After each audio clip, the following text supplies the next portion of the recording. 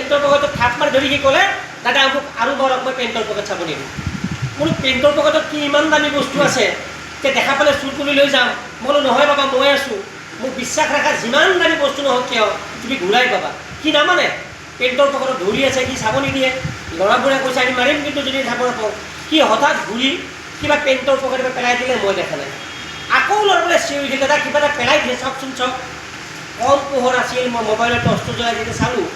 দেখা পালোঁ সেইটা চিৰিঞ্জ পেলাই দিছে মই আপোনালোকক এটা কথা কওঁ বাহিৰৰ চোৰে কেতিয়াও মোৰ ঘৰত চোৰ কৰিব নোৱাৰে যদি মোৰ ঘৰৰ ওচৰৰ মানুহ নাথাকে আপোনালোকে বিশ্বাস কৰে নকৰে মই ক'ত যাওঁ কেতিয়া মই চকুৰ পৰা আহোঁ কেতিয়া মই গুৱাহাটী যাম কেতিয়া অফিচত যাওঁ এই কথাখিনি ঘৰৰ ওচৰৰ ব্যক্তিয়ে ক'ব লাগিবতো গতিকে ওচৰৰ ব্যক্তিজন খুব প্ৰয়োজন আচলতে আমি চাব লাগে ওচৰৰ ব্যক্তি কেইজনে কি কৰে আৰু মোক যোৱা চোৱা গোটেই কেনেকৈ থাকে 2 নম্বৰ ড্ৰাগছৰ ওপৰত মোৰ বাস্তৱ অভিজ্ঞতা আছে মই সম্পাদক হিচাপে কৈছোঁ আজি আমাৰ বাহিৰা চাগে ভাৰতৰ আৰক্ষী বিভাগে থাকে নাছিলে আমি ক'ত যোৱা নাই ড্ৰাগছৰ কাৰণে নাম পৰ্যন্ত দিছোঁ 25জন মুক্তাপুৰত যিসকলে ড্ৰাগছ মদ বিক্ৰী কৰে ভাং বিক্ৰী কৰে মই বাহিৰা চাগে থানাৰ উচিত সাহবৰ হাতত দিছিলোঁ অকল তেওঁৰ হাততে নহয় আমি সবে ব্যক্তি কেন্দ্রিক করছি কার ঘর কোন হয়েছে কোন মানুষ হয়েছে কি কথা সেই বিষয়ে আমি কোনো গুরুত্ব নিদিওঁ আৰু জনাৰো দৰকাৰ নাই ঘৰ আৰু যেতিয়া নিজে ফচাই তেতিয়া নিজৰ কাষৰ ঘৰখনৰ লগত এটলিষ্ট চান্সটো ভাল কৰি ৰাখিব লাগে বা তেওঁ এটা দায়িত্ব দি যাব পাৰিলে আমাৰ এই চুৰটো নহ'লেও হয় না নহয় কওকচোন আমাৰ কিছুমান পদক্ষেপ ল'ব লাগিব প্ৰথম কথা হ'ল কি যে অচিজনে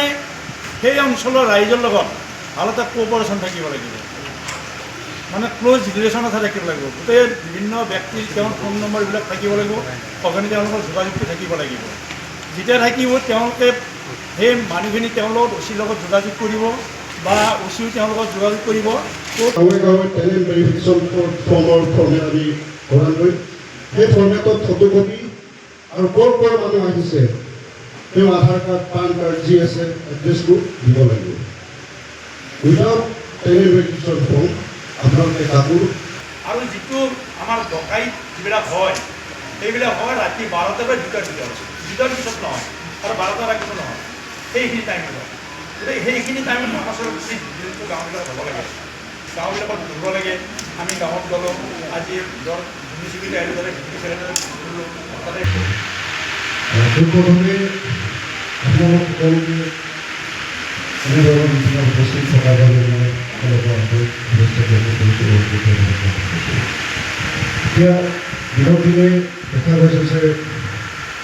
আজি বাইহাটা চাৰিআলি আৰক্ষী থানাৰ উদ্যোগত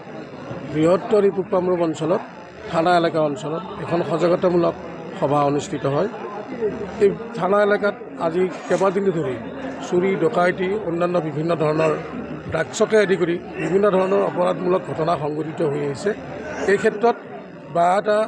আৰক্ষী থানাৰ ভাৰপ্ৰাপ্ত বিষয়াৰ উদ্যোগত এই সজাগতা সভাখন অনুষ্ঠিত হয় ইয়াত আমাৰ গোটেই অঞ্চলৰ বিশিষ্ট ব্যক্তিসকল উপস্থিত থাকে সমাজকৰ্মীসকল উপস্থিত থাকে প্ৰাক্তন আৰক্ষী বিষয়া ইয়াত উপস্থিত আছে সকলোৱে দিহা পৰামৰ্শ আগবঢ়ায় যাতে আমাৰ বৃহত্তৰ অঞ্চলৰ পৰা এই অপৰাধমূলক ঘটনাবিলাক নোহোৱা কৰিব পাৰি কেনেকৈ ইয়াক ৰোধ কৰিব পাৰি তাৰ কাৰণে সকলোৱে ইয়াত বহলভাৱে এক আলোচনা আগবঢ়ায় আৰু শেষত এটাই সিদ্ধান্ত হয়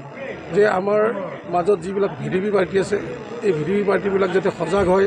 ৰাইজ যাতে সচেতন হৈ আৰক্ষীৰ লগত সঘনে যোগাযোগ ৰাখে এই ক্ষেত্ৰত ৰাইজক সজাগ কৰাৰ চেষ্টা কৰা হয় আৰু এটা কথা ৰাইজে কৈছে যে মানে ইয়াতে থানা লাগে আউটপোষ্ট লাগে বিভিন্ন ঠাইত আৰু লগতে পুলিচৰ মেন পাৱাৰটো কম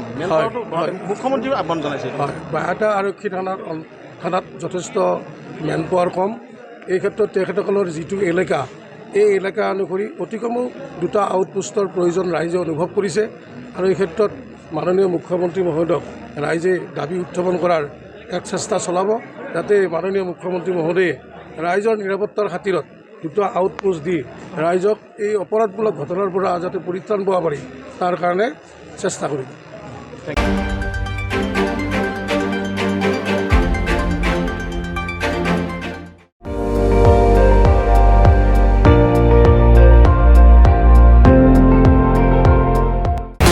আপুনি চাই আছে ND24 সৰ্বশ্ৰেষ্ঠ নহয় সৰ্বোত্তমৰ দৌৰত।